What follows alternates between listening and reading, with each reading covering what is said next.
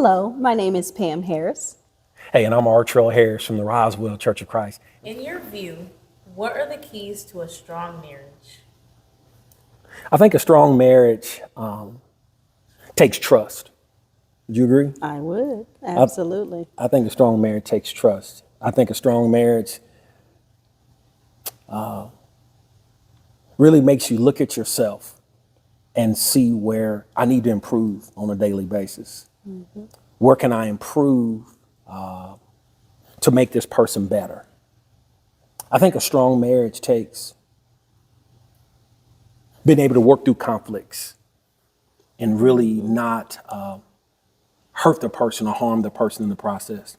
I think a strong marriage is accepting each person for who they are and what they bring to the marriage. I think a strong marriage encompasses God ultimately, because if he's not at the center, then it's going to go awry. What would you say to couples who may be experiencing marital drift or are about to give up? Wow, what a question. I think marital drift is one that where the signs are there before they get to marital drift. And I think you have to be willing to step out of where you currently are and refocus. I think so many times the world sees things and they are speaking to us, but it's important for husband and wives to sit down and spend that quality time together, or go somewhere and spend one-on-one time together so that they can recenter on what's important in the marriage. And what's most important is the love that they have for each other. Yeah, I think that couples are struggling. You mentioned something that's valuable, that quality time. Mm-hmm. They don't, there's so many things pulling at schedules, mm-hmm. and they forget to do the small stuff. Like, let's just go have lunch, or let's just go and get an ice cream cone or something. We forget Let's to do the 10 o'clock midnight ice cream run. Yes, do the 10 o'clock midnight ice cream run. But I think that we forget that we begin to grow apart and we forget. I think we have to be reminded of why I love you in the first place. Yeah, for sure. We have to go back to why we first married each other. We have to go back to why we first made these vows before God. And I think that from there, because marital drift is when we're not praying. Absolutely. When we're not focusing on God, when we're not letting God lead the relationship, and we're pulled away by our selfishness. Yeah, agreed. What has your marriage taught you about yourself? I would say that marriage taught me not to be selfish, because I think sometimes we can come into a marriage with our own selfish nature.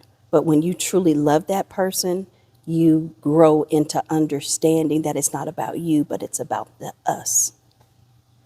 Yeah, I would say that marriage exposes, like you said, selfishness within us all, because we want what we want. Mm-hmm. There's a big 5-year-old or a big 7-year-old in us all. I want what I want now. Mm-hmm.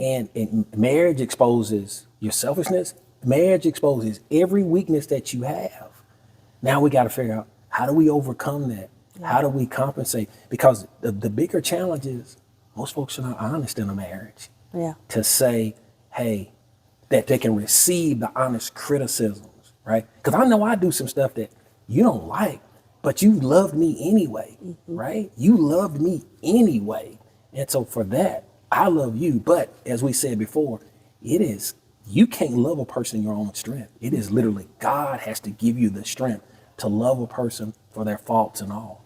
And I think one important thing too is that when you get to the place of where you can't speak to your spouse, right? If I can't talk to you, then I think that's when we got to pull away and spend time with God, because it is only through him that we're able to grow strength and really be able to come back and even have a conversation.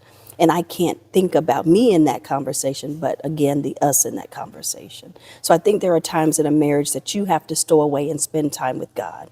Then we can come back together and then talk about what those moments with God meant to us. Yeah, I think all this centered around conflict. I think we have to do a better job ahead of time preparing couples to handle and manage conflict. The listening to each other, the communicating, And it's conflict because let's get honest, there will be conflict. Absolutely. And so we Absolutely. work through that. So we'll work through Yeah, that. and the toothpaste cap on the toothpaste, right? Yes, it's always conflict.